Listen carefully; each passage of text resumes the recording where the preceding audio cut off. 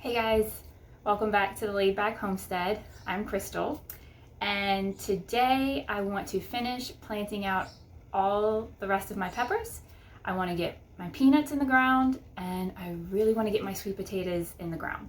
So, should be a busy day. We scored these pots for free off the side of the road from a landscape company. I'm going to use the 7-gallon pots for my peppers, and these bigger pots were for our bamboo. So this is all of the pepper plants I have left to go. Still about 20 plants that need to get in the ground. And if anybody wants to tell me what this is, I thought I was growing chamomile and I was really excited, and I don't think that's chamomile. I think that's a weed. We have our seeds that we planted in another video coming up. Even some coleus, which when I saw how small the seeds were, I was really thinking I wouldn't see any of them. None of my mystery seeds have come up, which that's the second time I've tried with them, so I'm not really surprised. But a lot of my mallow has come up too, so that's exciting. And you can see I never got to planting out the second half of this, and that's partly because I've been overwhelmed with what I had going on already. Oops, sorry for the wind. We're expecting rain. I don't know if you can see that. But I figured now's the time to get things planted out. So these are the 7-gallon pots that my husband scored for free off the side of the road from a landscape company. And I'm gonna put 2 peppers per 7 gallons, just mainly because of a lack of space. So let's get that started. So my pots are just filled with leftover potting soil that I had from earlier in the season.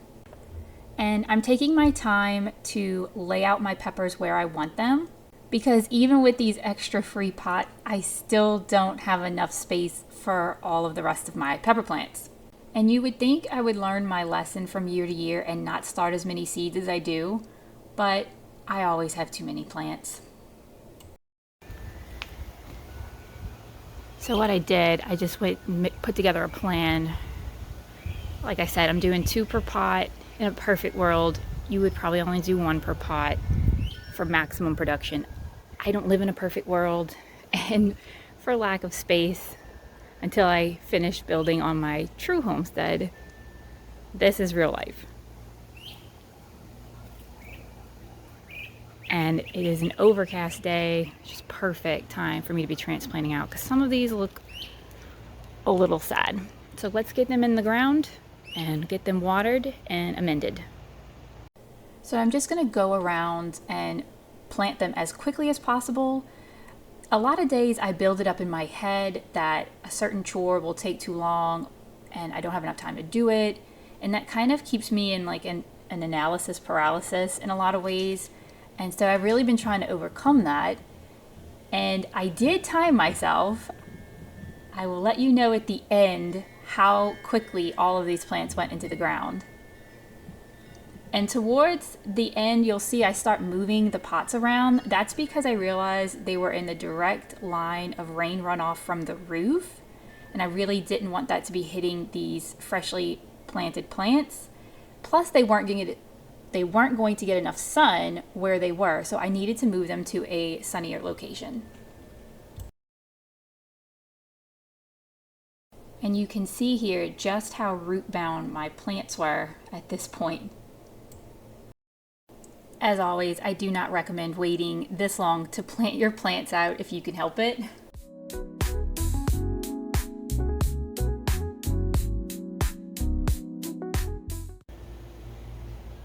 All right, so that was 25 plus plants in 13 minutes. Yes, I timed myself. I wanted to see how long this would take. Didn't take too long at all.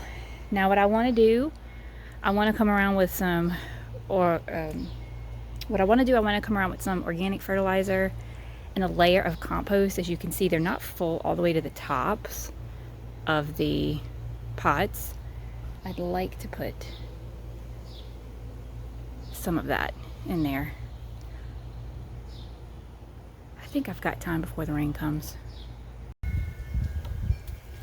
So I'm just going to go in with a little bit of organic granular. I think this is like equivalent to an 888, something close to that.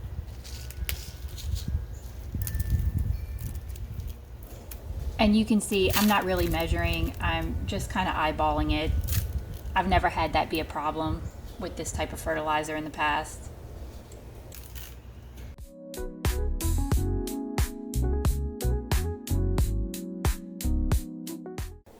And here I'm gonna go in with just a thin layer of compost for some extra fertility. I figured because I'm overcrowding my pots that this is probably a good idea.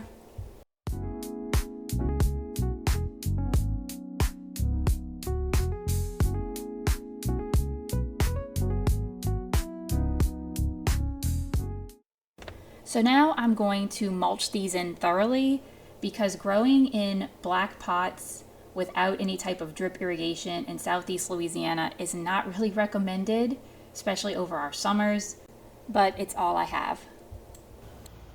And now all that's left to do is water them in thoroughly.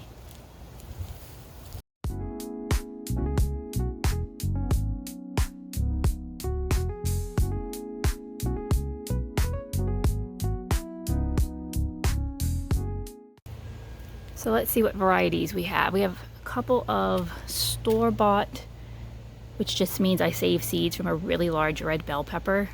This is a Purple Beauty. We have Big Bertha. I believe this one is another store-bought. Over here, similar store-boughts. These are two Pasilla Bajíos. I have another Pasilla Bajío and a habanero. This is two habaneros. We have a giant Aconcagua, a Poblano. Gonna have to get a stake for that guy. I'll probably need to stake all of these in all reality. We'll see how big they get. Who are you? Store-bought. Looks like, and a Jimmy Nardello, so we'll see. This is another two habaneros. The habaneros were started from seeds I saved out of my garden last year. They did amazing. We have a Chili de Arbol, another store-bought, a Red Impact, and who are you? A Jalapeno Gigantico. Yep, store-bought. I had a lot of store-bought seeds come up. I figured, why not? So I guess we'll deem this my pepper project of 2025. I'm not sure how much I'm going to really get off of here, simply because it's hot and growing in black pots that are not on drip, I'm just not sure what to expect. So we'll check back on these guys. So I have peanuts to plant and sweet potatoes to plant, and they're gonna have to go at the bottom of the beds. So I'm out here trying to assess the situation, because in some of these beds I'm also running another experiment with like yellow potatoes. I think it's yellow potatoes. I don't even remember what I put in the beds. It's hilarious. It's not on this side though.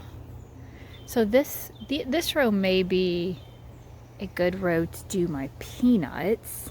This row, only some of them have the white potatoes in it, because again, it was an experiment. This one looks like it might have them growing up there in the middle. I know, unless that was my dahlias coming up, because I've got dahlias and snapdragons in some beds. That one doesn't look like it's got potatoes. Does this one? Oh, this one does have potato. There's the experiment right there. Oops, the wind. And this one definitely has potatoes. So I'm not gonna put any more in those beds. My sweet potatoes are gonna go in these beds, and I'm running an experiment. I'm gonna do one bed with just the sweet potato slips we started in water, and one bed I'm gonna do the way I always do, with just the whole potato going in. And then when it's time to harvest, we'll see which one did better. if it even mattered. Both of these beds get about the same amount of sunlight, so we'll see if it makes any difference.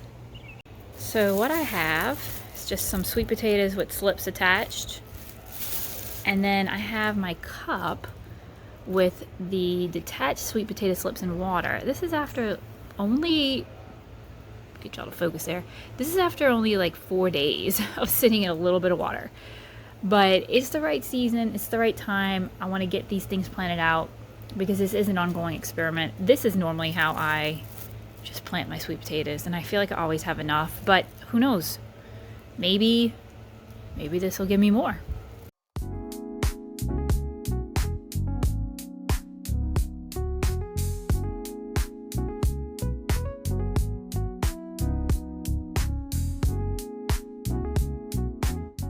And in my second bed of rosy, I'm going to plant out the sweet potato slips.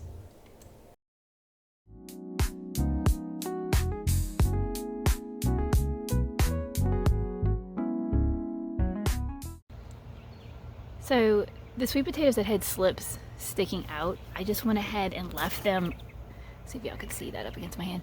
I left them sticking out of the dirt. The sweet potatoes that really didn't have any slips, I buried completely. That one back there has got a little bit of slips coming out.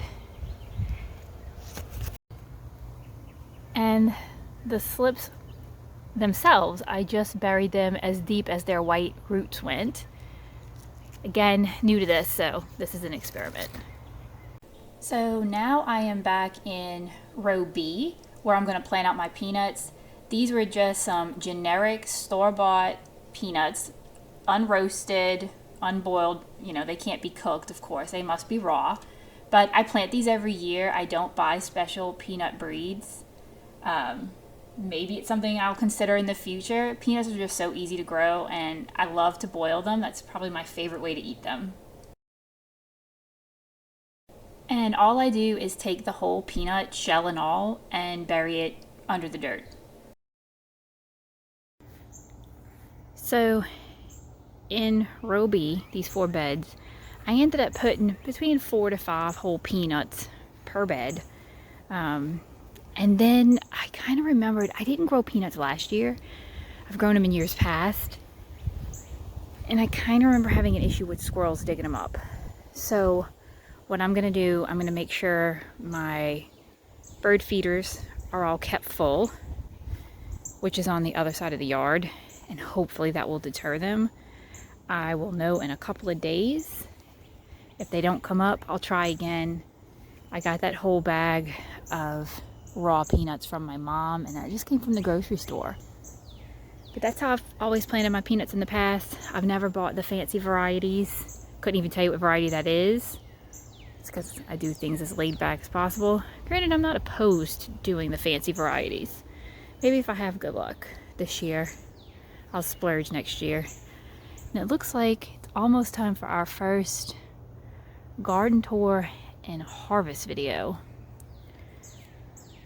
Don't think I'm going to be able to avoid harvesting some of these things past this weekend. So look for that to be coming up. And as always, if this is the type of content that you like, gardening, cooking, homesteading, go ahead and subscribe. I've got plenty more to come. Thank you all for hanging out with me today. Stay blessed.